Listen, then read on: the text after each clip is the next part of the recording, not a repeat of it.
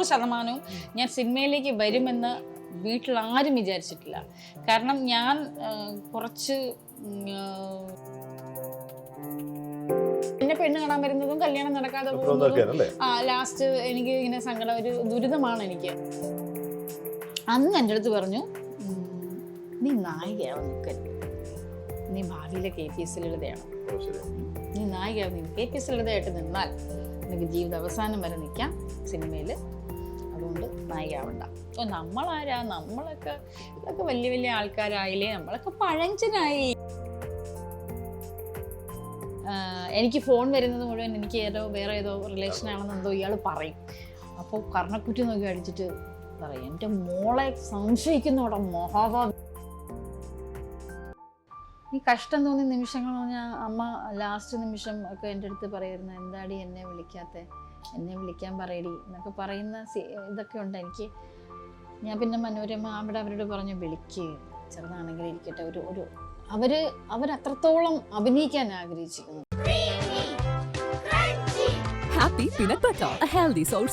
ഏറ്റവും മികച്ച അഭിനേത്രി, ഒറ്റ വാക്കിൽ മഞ്ജു പിള്ളയെ വിശേഷിക്കാൻ ഇതിനപ്പുറത്തേക്ക് വേറൊന്നുമില്ല. മഞ്ജു പിള്ളയാണ് ഒപ്പം ഉള്ളത്. നമസ്കാരം. നമസ്കാരം ചേട്ടാ. അഭിനേത്രി എന്നുള്ളതിനപ്പുറത്തേക്കൊരു വാക്കുകളില്ല, മികച്ച അഭിനേത്രി എന്നുള്ളതിന്. കാരണം ഞങ്ങൾക്കൊക്കെ ഏറ്റവും പ്രിയങ്കരനായ SP പിള്ളയുടെ കൊച്ചുമോൾക്ക് രക്തത്തിൽ അഭിനയമല്ലാതെ വേറെ ഒന്നും ഉണ്ടാകില്ല എന്ന് വിശ്വസിക്കാനാണ് ഞാൻ ആഗ്രഹിക്കുന്നത്. തീർച്ചയായിട്ടും. പക്ഷേ ഒരു കാലത്ത് മലയാള സിനിമയിൽ മുതുകുളവും അടൂർ ഹാസ്യമൊക്കെ അരങ്ങുമാണ്ടിരുന്ന കാലത്താണ് SP ചേട്ടൻ മലയാള സിനിമയിൽ വേറിട്ടൊരു ഹാസ്യവുമായിട്ടെത്തി. അവിടെ അദ്ദേഹത്തിൻ്റെതായ ഒരു ഇരിപ്പിടം സ്ഥാപിച്ചെടുത്ത ഒരാളാണ്. അദ്ദേഹത്തിൻ്റെ ചെറുമകളാണ്. ഈ പറഞ്ഞ പോലെ ഓർമ്മ കാലഗണനയൊക്കെ നോക്കിയാൽ അദ്ദേഹം 85-ലാണ് മരിക്കുന്നത്. 1985. അതെ, 85 മരിക്കുന്നു. അപ്പം എൻ്റെ മഞ്ജുവിന് ഒരു പ്രായം ഏതാണ്ട് 10-11 ആയിരിക്കണം. എൻ്റെ ഓർമ്മകൾ ഇങ്ങനെ ബ്രെയിനിൽ ഇങ്ങനെ നമുക്ക് ബുദ്ധി ഇങ്ങനെ വരുന്ന സമയത്താണ്, ഓർമ്മകൾ നിലനിൽക്കുന്ന സമയത്താണ് മരിച്ചത്. അപ്പോൾ പിന്നെ ആക്ച്വലി പല ആൾക്കാർക്കും അറിഞ്ഞുകൂടാത്ത, എന്നാൽ ചില ആൾക്കാർക്ക് അറിയാവുന്ന കുറച്ച് കാര്യങ്ങളുണ്ട്. SP പിള്ള ഒരു മിമിക്രി കലാകാരനായിരുന്നു, ചെണ്ടവിദ്വാനായിരുന്നു, കലാമണ്ഡലത്തിലായിരുന്നു. അങ്ങനെ അപ്പോൾ പിന്നെ കോമഡി ആർട്ടിസ്റ്റ് എന്ന് മാത്രമേ അറിയുള്ളൂ. അതിനപ്പുറത്തേക്ക് കുറേ കലകൾ ഉണ്ടായിരുന്നു എന്നുള്ളത് വളരെ ചുരുക്കം ആൾക്കാർക്ക് അറിയുള്ളൂ. ചെണ്ട, പിന്നെ ഏറ്റുമാനൂര് ഈ പ്രോഗ്രാമിന് കർട്ടൻ വലിക്കാനായിരുന്നു നിന്നിരുന്നത്. ആ സമയത്ത് മഹാകവി വള്ളത്തോൾ അവിടെ വരികയും പ്രോഗ്രാമിൻ്റെ ഇടയ്ക്ക് കവിയെ സ്റ്റേജിൽ കയറി അപ്പൂപ്പൻ ഇമിറ്റേറ്റ് ചെയ്യുന്നത് കണ്ട് മഹാകവിക്ക് ഇഷ്ടപ്പെട്ട് കവി കലാമണ്ഡലത്തിലേക്ക് കൊണ്ടുപോയതാണ്. അങ്ങനെയാണല്ലേ? അത് ഞാൻ കേട്ടിട്ടില്ല. അത് ആദ്യത്തെ അറിവാണ്. അത് പലർക്കും അറിയില്ല ചേട്ടാ, അത് ഒരുപാട് ആൾക്കാർക്ക് അറിയില്ല. ഈ മിമിക്രി കോട്ടയം നസീർക്കൊക്കെ ഇപ്പൊ ഈ ഇടയ്ക്കാണല്ലേ എന്ന് ചോദിച്ചു എൻ്റെ അടുത്ത്. ആർക്കും അറിയില്ല. വൈറ്റമിൻ ഡിയുടെയും ഈസ്ട്രോജന്റെയും കുറവാണ് മിക്ക ലേഡീസിന്റെയും ഹെയർ പ്രോബ്ലംസിന് പ്രധാന കാരണം. സ്ത്രീകളുടെ മുടി വളർച്ചയ്ക്കും ശക്തിക്കും അത്യാവശ്യമായ വൈറ്റമിൻ ഡിയാലും ഹെർബൽ ഈസ്ട്രോജനാലും സമ്പുഷ്ടമായ ആദ്യത്തെ hair elixir Amrit Veni hair elixir for women. അദ്ദേഹത്തിന്റെ എക്സ്പാൻഷൻ പോലും പലർക്കും അറിയില്ല. ശങ്കരപിള്ള, പങ്കജാക്ഷപിള്ളയല്ലേ? ശങ്കരൻ SP പിള്ള. അദ്ദേഹത്തിനെ ഓർക്കാതെ നമുക്ക് പറ്റില്ല. അത് ശരി. അദ്ദേഹത്തിനെ കുറിച്ചുള്ള ഓർമ്മകൾ എന്തൊക്കെയാണ്? നമുക്ക് 11ാമത്തെ വയസ്സിലെങ്കിലുള്ള കാര്യങ്ങൾ. അല്ല, ഓർമ്മകൾ എന്ന് പറഞ്ഞാൽ കൂടുതലും അമ്മയും പേരമ്മയൊക്കെ പറഞ്ഞുള്ള അറിവാണ് എനിക്കുള്ളത്. അപ്പൂപ്പൻ ഭയങ്കര സ്ട്രിക്റ്റ് ആയിരുന്നു. വീട്ടിൽ വരുമ്പോൾ പിള്ളേർക്കൊക്കെ പേടിയായിരുന്നു. കാരണം സ്ട്രിക്റ്റ് ആണ്. രാത്രിയിൽ വൈകുന്നേരം സന്ധ്യാനേരത്ത് വിളക്ക് കത്തിച്ച് നാമം ജപിക്കണം. ആദ്യം അമ്പലക്കുളത്തിൽ പോയി കുളിക്കണം. ഏറ്റുമാനപ്പനെ കണ്ട് തിരിച്ചു വന്ന് വിളക്ക് കത്തിച്ച് അതിൻ്റെ മുമ്പിലിരുന്ന് നാമം ജപിക്കണം. നാമം ജപിച്ചു കഴിഞ്ഞാൽ കഞ്ഞിയെ കൊടുക്കുകയുള്ളൂ. പിന്നെ രാവിലെ വെളുപ്പിനെ എണീക്കണം, അമ്പലക്കുളത്തിൽ പോയി കുളിക്കണം, ഏറ്റുമാനപ്പനെ കാണണം, തിരിച്ചു വന്നിട്ട് ഫുഡ് ഉണ്ടാക്കണം. വീട്ടിലെ അമ്മൂമ്മയും പേരമ്മമാരും അമ്മയൊക്കെ കൂടെ തരുന്നതാണ് അരി ആട്ടുന്നു. അത്രയും ആട്ടണം. നാലേക്കണം. അന്ന് മിക്സിയൊന്നുമില്ല, ഗ്രൈൻഡറൊന്നുമില്ല. ആട്ടി ഇഡലി, അപ്പോൾ ഇഡലിയൊക്കെ ഉണ്ടാക്കി വെച്ചിട്ട്, എടി ഞങ്ങൾ അമ്പലക്കുളത്തിൽ പോയി കുളിച്ച് തിരിച്ചു വരുമ്പോൾ ഒന്നും ഉണ്ടാവില്ല എന്ന്. ഇത്ര അംഗങ്ങളില്ലേ? അപ്പോൾ തലേദിവസം കഞ്ഞിയിൽ വെള്ളം ഒഴിച്ചു വെച്ചിട്ടുണ്ടാവും. അത് പഴങ്കഞ്ഞിയായിട്ട് കുടിച്ചിട്ടാണ് സ്കൂളിൽ പോവാന്നൊക്കെ അമ്മ പറഞ്ഞു കേട്ടിട്ടുണ്ട്. കാര്യം SP പിള്ളയുടെ വീട്ടിലാണ്, SP പിള്ളയുടെ മക്കളാണ്, പറഞ്ഞിട്ട് കാര്യമൊന്നുമില്ല. 32 അംഗങ്ങളുണ്ട്. അവരെ ഇഡലിയും സാമ്പാറൊക്കെ കഴിച്ച് ആദ്യം വരുന്നവർ ആദ്യം എന്നുള്ള രീതിയിലാണല്ലോ. പിന്നെ സമയം ഉണ്ടാവില്ല, അവർ സ്കൂളിലൊക്കെ പോകുന്നവരല്ലേ. അപ്പം അവരൊക്കെ പറഞ്ഞുള്ള അറിവേ ഉള്ളൂ. അച്ഛൻ വരല്ലേ എന്ന് പറഞ്ഞ് ഏറ്റുമാനപ്പന് നേർച്ചയൊക്കെ ഇടുമെന്ന് എൻ്റെ അമ്മ പറഞ്ഞു കേട്ടിട്ടുണ്ട്. അച്ഛൻ വരല്ലേ ഭഗവാനെ, എണ്ണ ഒഴിച്ചേക്കാവെന്നൊക്കെ പറഞ്ഞു. കാരണം വന്നു കഴിഞ്ഞാൽ അമ്മ അതിന് സ്ട്രിക്റ്റാണ്.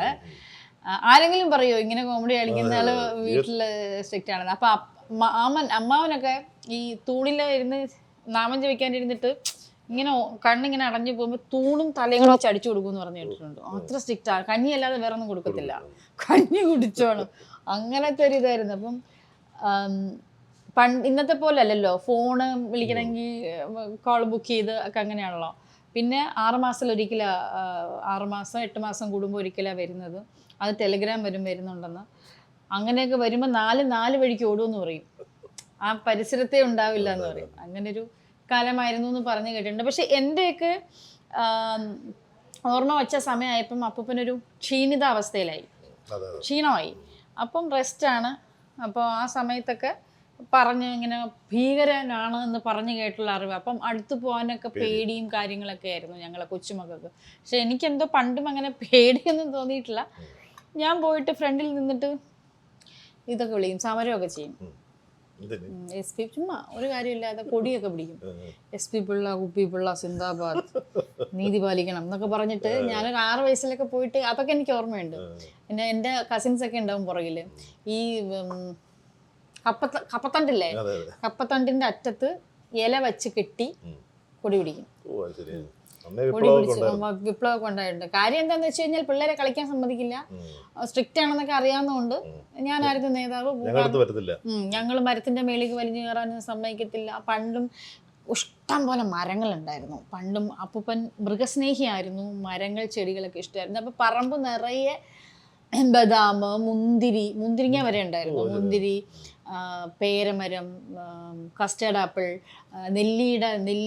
നെല്ലിക്കയില്ലേ അതിൻ്റെ തന്നെ പല ലൗലോലിക്ക, ശീമനെല്ലിക്ക എന്നൊക്കെ പറയുന്ന, പുളിനെല്ലിക്ക എന്നൊക്കെ പറയുന്ന ഒരുപാട് അങ്ങനത്തെ ഐറ്റംസ്, മാതളം, അങ്ങനെ വെറൈറ്റി സാധനങ്ങളുണ്ടായിരുന്നു. അപ്പം ഈ മിക്കവാറും പ്ലാവിൻ്റെയും മാവിൻ്റെയും മുകളിലായിരിക്കും ഞങ്ങൾ കസിൻസ് എല്ലാം ചെന്ന് കഴിയുമ്പോൾ. അവിടുന്ന് വലിച്ച് താഴെ ഇടുക, അങ്ങനത്തെ കുറേ സംഭവങ്ങളൊക്കെ ഉണ്ടായിട്ടുണ്ട്. അപ്പം ഞാൻ പകരം വിട്ടത് എങ്ങനെയാണെന്നറിയാമോ?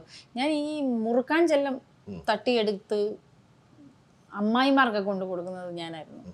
ഇഴഞ്ഞു പോകും, നിലത്ത് കിടന്ന് എഴയും. ഇങ്ങനെ എഴഞ്ഞു പോയിട്ട് അപ്പം ചാരുകസേരയിലായിരിക്കും. അവിടെ നിന്ന് പയ്യെ ഇങ്ങനെ വലിച്ച് ഇങ്ങനെ തോട്ടിട്ട് ഇങ്ങനെ വലിച്ചെടുത്ത് കൊണ്ടുവന്നു. അപ്പം എനിക്ക് അറിയാം ഇങ്ങനെയാന്ന്. അപ്പം ഞാൻ അടുത്തിരുന്ന് സോപ്പിട്ട് അപ്പൂപ്പൻ്റെ അടുത്തൊക്കെ പറഞ്ഞു കൊടുത്തിട്ട്, പണ്ട് ഒരിക്കൽ മാത്രമേ ചെയ്തിട്ടുള്ളൂ. ഈ ഒരുപാട് ചെടി ഇങ്ങനെ നല്ല സൈഡിൽ കാന്താരി മുളക് നട്ടിട്ടുണ്ടായിരുന്നു. കാന്താരി മുളകാണോ മറ്റേ കുഞ്ഞൊരു മുളകില്ലേ, കാന്താരിയാണ്. അത് കുറച്ച് വലുതായിരുന്നു, തീരെ ഈർക്കിൽ പോലെ ഇരിക്കുന്ന കാന്താരിയല്ല, കുറച്ചിങ്ങനെ വലിപ്പമുള്ള ആ മുളക് ബെറ്റിലേക്കകത്ത് വെച്ച് കൊടുത്തിട്ടുണ്ട് പാവത്തിന്. ദേഷ്യം വന്നിട്ട് കളിക്കാൻ വിടത്തില്ല. നീ ഇവിടെ ഇരുന്ന് അതങ്ങോട്ട് പാക്ക് വെട്ടിത്താ, അല്ലെങ്കിൽ ഇത് വെറ്റില ഇതാക്കിത്താന്നൊക്കെ പറയും. ഞാൻ മുറിച്ച് കൊടുത്തിട്ടുണ്ട്. അങ്ങനത്തെ ഓർമ്മയുണ്ട്. പക്ഷെ എന്നെ ഓടിച്ചു, കേട്ടപ്പിൽ ഓടിച്ചു. പിന്നെ അപ്പൂപ്പൻ്റെ ഓർമ്മയെന്ന് വെച്ചാൽ അപ്പൂപ്പൻ വിഷു ആകുമ്പോഴത്തേക്കും ഞങ്ങളിങ്ങനെ ക്യൂ നിൽക്കും. അപ്പൂപ്പൻ ഇങ്ങനെ അവിടെ തിണ്ണയിലിങ്ങനെ ചാരുകസേരയിൽ ഇങ്ങനെ കിടക്കും. അടുത്തൊരു സ്റ്റൂളിൽ വലിയ താമ്പാളമുണ്ട്, അതിനകത്ത് നിറയെ ചില്ലറ പൈസ ഉണ്ടാവും. അത് എണ്ണമില്ല, ഒരു കുത്താണ് അപ്പൂപ്പൻ്റേത്. അപ്പോൾ ചിലപ്പോൾ അതിനകത്ത് 50 പൈസ കാണുള്ളൂ, 5 പൈസ 3 പൈസയായിട്ട് 50 പൈസ കാണുള്ളൂ. ചിലപ്പോൾ അത് 2 രൂപ കിട്ടും, ചിലവർക്ക് 10 രൂപ, അങ്ങനെ ഭാഗ്യം പോലെ ഇരിക്കും. അപ്പോൾ ഇങ്ങനെ അതൊരു ഉത്സവമായിരുന്നു ഞങ്ങൾക്ക്. കാരണം ആർക്ക് കൂടുതൽ കിട്ടി, ആർക്ക് നിനക്ക് എത്ര കുത്തെടുത്ത് ഇങ്ങനെ തരും. 3 പെൺമക്കളാണ്, ഒരാൺകുട്ടി, 2 ആൺകുട്ടിയുണ്ട്, ഒരു 5 കുട്ടികളുണ്ട്. 5 കുട്ടികൾ, ഒന്ന് എടുത്തു വളർത്തിയത്. പിന്നെ ഏറ്റവും ഇളയതാണ് അമ്മ. അതെ അല്ലേ? അമ്മയുടെ നിറവാണ് മഞ്ജു എന്ന് കേട്ടിട്ടുണ്ട്. അതുകൊണ്ട് അമ്മയെ വെളുപ്പിക്കാനായിട്ട് അപ്പൂപ്പൻ കുറെ ശ്രമങ്ങളൊക്കെ നടത്തിയ ഒരു പഴയ കഥ കേട്ടിട്ടുണ്ട്. അത് കുറച്ചൊരു ഡാർക്ക് ഷെയ്ഡ് ആയിരുന്നു അമ്മ. ഇപ്പൊ ഒന്നും പറയാൻ പറ്റത്തില്ല, മറ്റേ വർണ്ണവിവേചനമൊക്കെ ആയി പോകും. നമ്മുടെ നിറം പറയുന്നതിന് നമുക്ക് എന്തായാലും. അപ്പോൾ അപ്പൂപ്പൻ അത് 2 അടിച്ചു കഴിയുമ്പം സങ്കടം വരും. വന്നിട്ട് എൻ്റെ കുഞ്ഞു മാത്രം കറുത്തു പോയി, അയ്യോ എൻ്റെ കുഞ്ഞു മാത്രം. പണ്ട് ഈ ആൽമണ്ട് ഓയിലും കാസ്റ്റർ ഓയിലും ഒക്കെ എടുത്ത് കൊണ്ടുവന്ന് രാത്രിയാകുമ്പോൾ, സിംഗപ്പൂർ അവിടെ ഇവിടെയൊക്കെ പോയിട്ടൊക്കെ ആയിരിക്കും വരുന്നത്. ഇവിടെ ഷൂട്ടിനോ അല്ലെങ്കിൽ എന്തെങ്കിലും ഷോയ്ക്കോ ഒക്കെ സിംഗപ്പൂർ അങ്ങനെയുള്ള സ്ഥലങ്ങളിലൊക്കെ പോയി വരും. ഫുള്ളും ചെന്നൈയിലായിരിക്കും. അവിടെ നിന്നൊക്കെ വരുമ്പം അവിടുന്ന് കിട്ടുന്ന സുഗന്ധദ്രവ്യങ്ങൾ അങ്ങനെയുള്ള സാധനങ്ങളൊക്കെ കൊണ്ടുവരും. അപ്പോൾ ഭയങ്കര ആഭരണപ്രിയനും ഈ മണം സുഗന്ധം മധുവങ്ങൾ എപ്പോഴും പറയും SP വന്നു കഴിഞ്ഞാൽ ദൂരെ നിന്ന് അറിയാൻ പറ്റും, നല്ല ഇതിൻ്റെ രാമസ്യത്തിൻ്റെയും ചന്ദനത്തിൻ്റെയും അയ്യോ വേറെ സാധനമില്ല, എന്നെ പറയുന്ന പേരെന്താ, പൊടി, രാസ്നാദി അല്ലല്ലോ, അങ്ങനെ ഇല്ലേ, നോക്കാം. ആ അതിൻ്റെയും മണമാണെന്ന് പറയും. അപ്പോൾ ദൂരേന്നേ എസ് പി ആശാൻ വരുന്നത് നല്ല ചന്ദനത്തിൻ്റെ മണമാണ് എന്നെപ്പോഴും പറയുമായിരുന്നു. അപ്പോൾ അങ്ങനെയുള്ള കുറേ കാര്യങ്ങൾ കൊണ്ടുവരും. അതിനിടയിലാണ് ഈ എണ്ണ കൊണ്ടുവന്നിട്ട് രാത്രിയിൽ ഇങ്ങനെ തേപ്പിക്കും, കിടത്തി പാതിരാത്രി 12 മണിക്ക് എനിക്ക് വെളുക്കാൻ വേണ്ടിയിട്ട്. എൻ്റെ കാർത്തിയാനിക്ക് മാത്രം. ശോഭന എന്നാണ് ഒഫീഷ്യൽ നെയിം, വീട്ടിൽ കാർത്തിയാനി എന്നാണ് ഇട്ടിരിക്കുന്നത്. എൻ്റെ അച്ഛൻ NK പിള്ളൈ, NK നാരായണ പിള്ളൈ, BSSCയിലായിരുന്നു. ഇത് റിട്ടയർ ആയി കുറേ ആയി. അമ്മയുണ്ട്. അമ്മ അച്ഛനും വയസ്സായി, ആ ബുദ്ധിമുട്ടും കാര്യങ്ങളൊക്കെ ആയിട്ടൊക്കെ ഇങ്ങനെ ഇരിക്കണം. അല്ല, ആദ്യം ബാംഗ്ലൂരായിരുന്നു. അച്ഛൻ BSSCയിലായതുകൊണ്ട് ബാംഗ്ലൂരിൽ നിന്ന് പിന്നെ എനിക്കൊരു 1 വയസ്സ് 2 വയസ്സൊക്കെ Sarabhai space centre battery additional engineer ആയിരുന്നു. അവിടുന്ന് പിന്നെ അച്ഛൻ ഞാൻ കണ്ടിട്ടുണ്ട് റോക്കറ്റ് വിക്ഷേപണമൊക്കെ ചെറുപ്പത്തിലെ. നമ്മൾ അച്ഛൻ്റെ ആ സമയത്തൊക്കെ പോവാമല്ലോ, അവരുടെ ഓഫീസിലുള്ള ഫാമിലീസിന് ചെല്ലാം, അങ്ങനെ പോയി കണ്ടിട്ടുണ്ട്. അച്ഛൻ അമ്മയൊക്കെ വയസ്സായി, വയ്യ. നമ്മുടെയൊക്കെ വളർച്ച കണ്ടിട്ടാണല്ലോ അവർ എപ്പോഴും ഇരിക്കുന്നുള്ളത്. അതെ, അതൊരു ഇതാണ്. എനിക്ക് ആരോഗ്യത്തോടെ ഇരിക്കണം, അവരെ കിടത്തരുതേ എന്നുള്ള ഒറ്റ പ്രാർത്ഥന മാത്രമേ എനിക്കുള്ളൂ. ഞാൻ അതുകൊണ്ട് തന്നെ എപ്പോഴും ടച്ചിലാണ്. ഞാൻ എപ്പോഴും. എനിക്കൊരു അനിയനുണ്ട്, വിവേക് ദുബായിലൊക്കെ ആയിരുന്നു. പക്ഷെ ഇപ്പം നാട്ടില് കുറച്ച് ബിസിനസ്സും കാര്യങ്ങളൊക്കെ ആയിട്ടൊക്കെ. ഇല്ല, അമ്മ ഹൗസ് വൈഫ്. അന്നത്തെ കാലത്ത് ഒരു എഞ്ചിനീയറെ വിവാഹം കഴിക്കാന്നൊക്കെ പറയുന്നതിന്റെ ഒരു ഇതുണ്ടായിരുന്നു, ഞാൻ ചോദിച്ചത്. ഇല്ല, അമ്മ പണ്ടത്തെ കാലമല്ലേ ചേട്ടാ, 10ാം ക്ലാസ് പിന്നെ പ്രീ ഡിഗ്രി ഒക്കെ കയറുമ്പോൾ തന്നെ കല്യാണം കഴിക്കുമല്ലോ. അപ്പൊ അപ്പോഴേ കെട്ടിച്ചു വിടും. അപ്പൂപ്പനാണെങ്കിൽ പ്രത്യേകിച്ച് ആദ്യം തന്നെ കെട്ടിച്ചു വിട്ടു. എന്റെ പേരമ്മ 10ാം ക്ലാസ് കഴിഞ്ഞപ്പോ കെട്ടിച്ചു വിട്ടു. പേരമ്മ കെട്ടിയിരിക്കുന്ന മജിസ്ട്രേറ്റാ.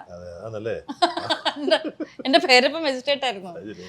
മരിച്ചുപോയി, മജിസ്ട്രേറ്റ് ആയിരുന്നു.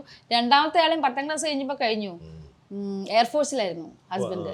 ഇപ്പം കഴിഞ്ഞ 2 ആഴ്ച മുമ്പ് പേരപ്പനും മരിച്ചു. അവരും 10ാം ക്ലാസ് ആണെങ്കിലും ഭർത്താക്കന്മാര് വലിയ മഞ്ജുവിനെ പല പറഞ്ഞിട്ടുണ്ട്, ഒരിക്കലും സിനിമാ നടിയാകണമെന്ന് ഒരു ആഗ്രഹവും ഇല്ലാത്ത ഒരാളായിരുന്നു. അതെ, സത്യമായിരുന്നു അത്. അതെ, 100% ഞാൻ സിനിമയിലേക്ക് വരുമെന്ന് വീട്ടിൽ ആരും വിചാരിച്ചിട്ടില്ല. കാരണം ഞാൻ കുറച്ച് സംസാരപ്രിയ മീൻസ് സംസാരിക്കുമായിരുന്നു, നല്ല ഭാഷയിൽ സംസാരിക്കുമായിരുന്നുകൊണ്ട്. അതെ, ഞാൻ പണ്ട് ലോ കോളേജിൽ ചേരാനായിട്ട് ഞാൻ അഡ്മിഷൻ വരെ പോയി എടുത്ത ഒരാളാണ്. അത് കഴിഞ്ഞപ്പോഴാണ് എൻ്റെ ജീവിതം മാറിയത്. ഞാൻ 10th +2 കഴിഞ്ഞിട്ട് എൻ്റെ സിസ്റ്ററിന് വേണ്ടി എടുക്കാൻ പോയതാണ്. സിസ്റ്റർ പിന്നെ ലോ എടുത്ത് അവൾ അഡ്വക്കേറ്റായി എൻറോൾ ചെയ്ത് എല്ലാം കഴിഞ്ഞിട്ട് അവൾ POസിലാണ്. അവളുടെ കൂടെ ഞാൻ പോയതാ അഡ്മിഷൻ്റെ കാര്യം അന്വേഷിക്കാൻ വേണ്ടിയിട്ട് വേണ്ടത്. അന്ന് ഞാൻ പോയിട്ട് അഡ്മിഷനൊക്കെ എനിക്ക് വേണമെന്നൊക്കെ പറഞ്ഞു വെച്ചിട്ട് ഞാൻ പോയതാ. പക്ഷെ എനിക്ക് ചേരാൻ പറ്റില്ല. പക്ഷെ എടുത്തിരുന്നെങ്കിൽ ലീഡിംഗ് അഡ്വക്കേറ്റ് ആയിട്ട് ഹൈക്കോടതികളിലും സുപ്രീം കോടതിയിലും ഒക്കെ ശബ്ദം അറിയില്ല എന്റെ വിധി ഇതാണ്. പിന്നെ എന്റെ അച്ഛന് VSSC തന്നെ കയറ്റാം, കാരണം അച്ഛന് VSSC കയറ്റാലോ, അച്ഛൻ ഇറങ്ങുന്നതിന് മുമ്പ്. അപ്പൊ അച്ഛന് അങ്ങനെ ആയിരുന്നു ആഗ്രഹം. പാവം എൻ്റെ അച്ഛൻ്റെ ആഗ്രഹം മകൾക്കും മകനും സാധിച്ചു കൊടുക്കാൻ പറ്റിയിട്ടില്ല VSSCയിലോട്ട് കയറണം. അച്ഛനെ VSSCയിലേക്ക് കയറ്റണം, ഒരു സ്വസ്ഥമായിട്ടുള്ളൊരു ജീവിതം, കേന്ദ്ര ഗവൺമെന്റിന്റെ, അങ്ങനെ പണ്ടത്തെ ആൾക്കാർ അങ്ങനെ ആയിരിക്കുമല്ലോ. അതുകൊണ്ട് കുഴപ്പമൊന്നും ഉണ്ടായില്ല. ജഡ്ജിയായിട്ടും അതെ, എല്ലായിട്ടും എനിക്ക് ചെയ്യാൻ പറ്റുന്നുള്ളതാണ്. അത് ആർക്ക് പറ്റുമല്ലോ. അതെ, അതാണ് എൻ്റെ ഏറ്റവും. പക്ഷെ ആദ്യത്തെ സിനിമയിൽ ഒട്ടും ആഗ്രഹം ഉണ്ടാവരുത്, അല്ലെങ്കിൽ സിനിമ സ്വപ്നമേ അല്ലാതിരുന്ന ആൾ എങ്ങനെയാണ് ഈ ശബരിമലയിൽ തങ്കസൂര്യോദയം എന്ന് പറയുന്ന സിനിമ? അത് സത്യം പറഞ്ഞത് എങ്ങനെ വന്നത് എനിക്ക് ഇപ്പോഴും അറിയില്ല. കാരണം എന്താണെന്ന് വെച്ച് കഴിഞ്ഞാൽ എന്നെ ശ്രീമാനന്ദ തമ്പി സാറ് വിളിച്ച് ഞാൻ പോയി ചെയ്തതാ. എൻ്റെ ആദ്യത്തെ സിനിമയാണത്. സിനിമ എന്ന് പറഞ്ഞു കഴിഞ്ഞാല് പല റെഫറൻസിലും ബാലനടി നാടകം അല്ല. എൻ്റെ ഓർമ്മ ശരിയാണെങ്കിൽ ഞാൻ ശ്രീ സൂര്യകൃഷ്ണമൂർത്തിയുടെ മൂർത്തി സാറിൻ്റെ ശ്രീപർവം എന്ന് പറഞ്ഞുള്ള പരിപാടി ചെയ്തു 10ാം ക്ലാസ്സിൽ പഠിക്കുമ്പം. അത് കഴിഞ്ഞ് പ്രീ ഡിഗ്രിക്ക് കയറി. അത് കഴിഞ്ഞിട്ട് ഗലീലിയോ എന്ന് പറഞ്ഞിട്ട് ഞാനൊരു ഒരു ഓഫ് ബീറ്റ് മൂവി ചെയ്തിരുന്നു. ഗലീലിയോ എന്ന് പറയുന്ന ഒറിജിനൽ ഇത് നരേന്ദ്രപ്രസാദ് സാറായിരുന്നു ഗലീലിയോ ആയിട്ട് അഭിനയിച്ച. ഞാൻ അദ്ദേഹത്തിന്റെ മകളായിട്ട് ഒരു ഓഫ് ബീറ്റ് മൂവി ചെയ്തിരുന്നു. അത് പക്ഷേ അതങ്ങനെ ഇങ്ങനെ തട്ടിമാറിയൊക്കെ പോയി. പ്രസാദ് സാറായിരുന്നു, പ്രസാദങ്ങളാണ് ചെയ്തത്. അത് കഴിഞ്ഞിട്ടാണ് ഞാൻ ഈ ശബരിമലയിൽ തങ്കസൂര്യോദയം ആയിട്ട് 4 സിനിമകളാണ്, 2 മലയാളവും 2 അന്യഭാഷാ ചിത്രങ്ങളും ഏകദേശം 1/2 മണിക്കൂർ വീതമുള്ള 4 സിനിമകളായിരുന്നു. അന്നുണ്ടായിരുന്നത് അയ്യപ്പ സീസണിൽ ഇറങ്ങിയത്. ഇറങ്ങിയ 4 അയ്യപ്പ കഥകളായിരുന്നു ശ്രീമാരൻ തമ്പി സാറിൻ്റെ. അതിനകത്ത് മധുവങ്കിള്, കവിയൂർ പന്നമാമ, അച്ഛനമ്മ, ഞാൻ മകള്, അങ്ങനെ കുറച്ച് സംഭവങ്ങളായിരുന്നു. പക്ഷെ അത് എങ്ങനെ വന്നു എന്നൊന്നും ഓർമ്മയില്ല. ഞാൻ അതിൽ വന്ന സത്യം പറഞ്ഞാൽ എനിക്ക് ഇപ്പോഴും ഓർമ്മയില്ല. എങ്ങനെ വന്നു, ഞാൻ അതിൽ എത്തിപ്പെട്ടു എന്നുള്ളത് എനിക്ക് ഓർമ്മയില്ല. വിളിച്ചു വന്നു എന്നുള്ളതാണ്. അല്ല എന്തെങ്കിലും രംഗങ്ങൾ എന്തെങ്കിലും ഓർമ്മയുണ്ടോ? രംഗങ്ങളൊക്കെ ഓർമ്മയുണ്ട്. എന്നെ പെണ്ണ് കാണാൻ വരുന്നതും കല്യാണം നടക്കാതെ പോകുന്നതും ലാസ്റ്റ് എനിക്ക് ഇങ്ങനെ സങ്കടം, ഒരു ദുരിതമാണ് എനിക്ക്. അങ്ങനെ അയ്യപ്പനെ നേർച്ച നേർന്ന് മധുവങ്കിള് പോകുന്നതും അതൊക്കെ തന്നെയാണ്. എനിക്കൊന്ന് അവിടെ വെച്ചാണോ നാളത്തെ KPSC ലളിതയാവണമെന്ന്? അല്ല, അത് കഴിഞ്ഞിട്ട് ഞാൻ പിന്നെ കുറച്ച് സിനിമകളൊക്കെ ചെയ്തു. പിന്നെ TV യിൽ എൻ്റെ പഠിത്തം മുന്നോട്ട് കൊണ്ടുപോകാൻ വേണ്ടിയിട്ട് ഞാൻ TV മാത്രമായിട്ട്, ട്രിവാൻഡ്രം മാത്രമായിട്ട്, TV എന്ന് പറയുമ്പോൾ ട്രിവാൻഡ്രം മാത്രമായിട്ട് വർക്ക് ചെയ്ത് തുടങ്ങുകയും ആ സമയത്ത് സാറിൻ്റെ ഒരു സീരിയൽ ചെയ്തു. എന്നെ ഗസ്റ്റായിട്ടാണ് വിളിച്ചത്. ഗസ്റ്റായിട്ടല്ല, വന്നു പോകുന്ന 2 എപ്പിസോഡിലേ ഉള്ളൂ, നിനക്ക് വന്ന് ചെയ്യാൻ പറ്റുമോ? കോടതിയിൽ വന്ന് തെറി വിളിക്കുന്നതാണ് കഥ. ഞാൻ ഈ കള്ളസാക്ഷി പറയാൻ പോകുന്ന ആളാണ്. കള്ളസാക്ഷി പറഞ്ഞിട്ട് പൈസ തരാത്തിന് ചീത്ത വിളിക്കുന്നതാണ് സീൻ. നിനക്ക് വന്ന് ചെയ്യാമോ? ഞാൻ പറഞ്ഞു ചെയ്യാം. പക്ഷെ ഒരു കാര്യം ചെയ്യണം സാറേ, എനിക്ക് അതിനകത്ത് ഞാൻ ഇത്രയും ലീഡ് ക്യാരക്ടേഴ്സൊക്കെ, അന്ന് നമുക്ക് ഇത്രയും മെച്യൂരിറ്റി ഇല്ലല്ലോ. അന്ന് ചെറിയൊരു ഈഗോ അടിച്ചു, കോംപ്ലക്സ് അടിച്ചു. സാറേ ഞാൻ ഇത്രയും ലീഡ് ക്യാരക്ടേഴ്സ് ചെയ്തുകൊണ്ടിരിക്കുകയല്ലേ, സാറിൻ്റെ ചെയ്യുന്നതിന് എനിക്ക് ബുദ്ധിമുട്ടൊന്നുമില്ല. പക്ഷെ സാറ് എനിക്ക് അതിനകത്ത് ഗസ്റ്റ് അപ്പിയറൻസ് ഒന്ന് വെക്കണം. സാറ് പറഞ്ഞു നീ വാ ഞാൻ വെക്കാം. അങ്ങനെ ഗസ്റ്റ് അപ്പിയറൻസ് ഒക്കെ വെച്ച് പോയതാണ്. പക്ഷെ ആ ക്യാരക്ടർ ഭയങ്കരമായിട്ട് സാറിന് ഇഷ്ടപ്പെട്ട്, പെർഫോമൻസ് ഒക്കെ ഇഷ്ടപ്പെട്ട്, പിന്നെ അത് ഗസ്റ്റ് അപ്പിയറൻസ് തന്നെ വെച്ചു. ടൈറ്റിലൊന്നും മാറ്റിയില്ല. പക്ഷെ ഞാൻ കുറേ എപ്പിസോഡുകൾ ചെയ്തു. സാർ അതിനങ്ങ് നീട്ടി. അന്നാണ് സാർ എൻ്റെ അടുത്ത് പറയുന്നത്, ഞാനൊരു സീൻ ഉണ്ടായിരുന്നു, ഈ പറഞ്ഞ പോലെ പാതിരാത്രി പോയിട്ട് ഞാൻ ചീത്ത വിളിക്കുന്നതും വീടിന് നേരെ കല്ലെടുത്തെറിയുന്നതും ഒക്കെ ആയിട്ട്. അപ്പം സംഭവം എന്ന് വെച്ചാൽ ഈ സ്ത്രീ കള്ളസാക്ഷി പറഞ്ഞാണ് കുടുംബം കഴിയുന്നത്. പണ്ടത്തെ സീരിയലിൻ്റെ ഒരു സംഭവം. പിന്നെ കാലൊടിഞ്ഞ അമ്മ, കൈ വയ്യാത്ത അച്ഛൻ എന്നൊക്കെ പറഞ്ഞ് കുറെ കഥ പറയില്ല, അങ്ങനത്തെ ഒരു സബ്ജക്റ്റാണ്. അന്ന് എൻ്റെ അടുത്ത് പറഞ്ഞു, നീ നായികയാവാൻ നിൽക്കരുത്, നീ ഭാവിയിലെ KPSC ലളിതയാണ്, നീ നായികയാവും. നീ KPSC ലളിതയായിട്ട് നിന്നാൽ നിനക്ക് ജീവിത അവസാനം വരെ നിൽക്കാം സിനിമയിൽ, അതുകൊണ്ട് നായികയാവണ്ട. ശരിക്കും അതൊരു അല്ല, സാറ് ഒരു പക്ഷേ മുന്നേ കണ്ടിരുന്നിരിക്കാം, അതായിരിക്കാം. അവരുടെയൊക്കെ ചില പ്രവചനങ്ങളെ സത്യമാണ് അതല്ലേ. എനിക്ക് എൻ്റെ ഗുരു എന്ന് പറയുന്നത് ശരിക്കും ശ്രീമാരൻ തമ്പി സാർ തന്നെയാണ്. മലയാളം സിനിമ ഇൻഡസ്ട്രിയിൽ എൻ്റെ ഗുരു സ്ഥാനം ശ്രീമാരൻ തമ്പി സാർ തന്നെയാണ്. കൊമേഴ്സ്യൽ സിനിമയുടെ ഭാഗമാണ് ഗോളാന്തര വാർത്തകളാണ്. അതെ, സത്യനന്ദിക്കാട്ട പടം. അതെ അതെ, മമ്മൂക്ക പടം. അതെ അതെ, ലളിത ചേച്ചിയുടെ ഗംഭീര ഒരു വേഷം ഉണ്ടെന്ന് പറ്റിച്ചിട്ട് വരുന്ന ഒരു കഥാപാത്രമാണ്. ഒരു പക്ഷേ പിന്നെ അവിടെ വെച്ചാണോ ലളിത ചേച്ചിയെ കാണുന്നത്? ഞാൻ ലളിതാമ്മയെ ആദ്യമായിട്ട് കാണുന്നത് എനിക്ക് തോന്നുന്നു യന്ത്ര മീഡിയ എന്ന് പറഞ്ഞിട്ടൊരു ഇതുണ്ട്, സ്ത്രീയൊക്കെ. ഇതിന്റെ ഏതോ ഒരു വർക്കിന് വേണ്ടിയിട്ട് ഞാൻ പണ്ട് ഇവിടെ എറണാകുളത്തൊരു ഹോട്ടൽ കവിത ഉണ്ടായിരുന്നു, നമ്മുടെ പഴയ, ഇപ്പോഴും ഉണ്ടത്, കവിത ഇന്റർനാഷണൽ. അന്ന് കവിതയായിരുന്നു സിനിമാക്കാരുടെ സ്റ്റാർ ഹോട്ടൽ, സിനിമാക്കാരുടെ താവളം. ഒരുവിധം ഹൈ ക്ലാസ് സ്റ്റാർസ് എല്ലാം അവിടെയാണ് താമസിക്കുന്നത്. അപ്പോൾ അന്ന് ഈ യന്ത്ര മീഡിയയുടെ ഒരു ഷൂട്ടിൻ്റെ ഭാഗമായിട്ട് ഞാൻ അവിടെ താമസിക്കുകയും എൻ്റെ അടുത്ത് പറഞ്ഞു KPSC ലളിത എവിടെ ഉണ്ടെന്ന് പറയുകയും ചെയ്ത് ഞാൻ പോയി നേരിട്ട് കണ്ടതാണ്. എനിക്ക് ഭയങ്കര ഇഷ്ടമാണ്. എനിക്ക് KPSC ലളിത എന്ന് പറയുന്ന നടിയെ കണ്ടു കഴിഞ്ഞാൽ ഞാൻ കടിക്കും. ആ അവസ്ഥയിൽ നിൽക്കുമ്പോഴാണ് ഞാൻ പോയിട്ട് എന്നിട്ട് പറഞ്ഞു, അമ്മ പറഞ്ഞു SP പിള്ളയുടെ മകളാണ്. അയ്യോ, SP ആശാൻ്റെ മോളാണോ? വാ, ഇതാരോ SP ആശാൻ്റെ കൊച്ചുമോളാണോ എന്ന് പറഞ്ഞിട്ട് എന്നെ കെട്ടിപ്പിടിച്ച് എന്നെ ഇങ്ങനെ വിളിച്ചിങ്ങനെ അയ്യോടി എൻ്റെ ശ്രീകുട്ടിയെ പോലെ ഇരിക്കുന്നു ഇങ്ങനെ പറഞ്ഞു. അന്ന് ശരിക്കും അമ്മയായിട്ട് അന്ന് അടുത്തതാണ്. പിന്നെ ഞാൻ ഇടയ്ക്ക് വിളിക്കും, സംസാരിക്കും, എല്ലാം ചെയ്യും. അത് കഴിഞ്ഞ് പല പല സ്ഥലങ്ങളിലും ബന്ധപ്പെട്ട് പിന്നെ സിനിമ ചെയ്തു. അതിന് മുമ്പ് ലൈഫ് ഈസ് ബ്യൂട്ടിഫുൾ എന്ന് പറഞ്ഞൊരു ചെയ്തു, ജഗദീഷ് ചേട്ടൻ്റെ അമ്മയായിട്ട്. ലൈഫ് ഈസ് ബ്യൂട്ടിഫുൾ എന്ന് പറഞ്ഞിട്ടൊരു സീരീസ് R ഗോപിനാഥ് സാറിൻ്റെ, അതിനകത്ത് അമ്മയമ്മയായിരുന്നു. അത് ചെയ്തു. അപ്പോഴൊക്കെ അടുപ്പാ, വളരെ ക്ലോസ് ആണ്. അത് കഴിഞ്ഞിട്ടാണ് തട്ടിമുട്ടിമിൽ ചെയ്യുന്നത്.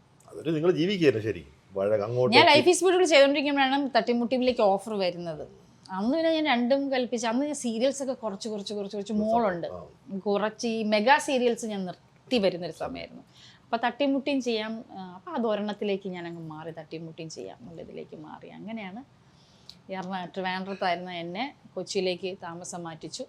ലളിതാമ്മ താമസിച്ചിരുന്ന ഫ്ലാറ്റിന്റെ താഴെ ഒരു ഫ്ലാറ്റ് എടുത്തു. അവിടെ സിദ്ധാർത്ഥ താമസിച്ചിരുന്നത് അല്ലേ? സിദ്ധു അല്ല, ലളിതാമ്മ സിദ്ധു കൂടെ ആയിരുന്നു അവിടെ അവിടെ താമസിച്ചിരുന്നത്. വൈറ്റില തൈക്കുടത്ത് ഒരു ഫ്ലാറ്റിൽ.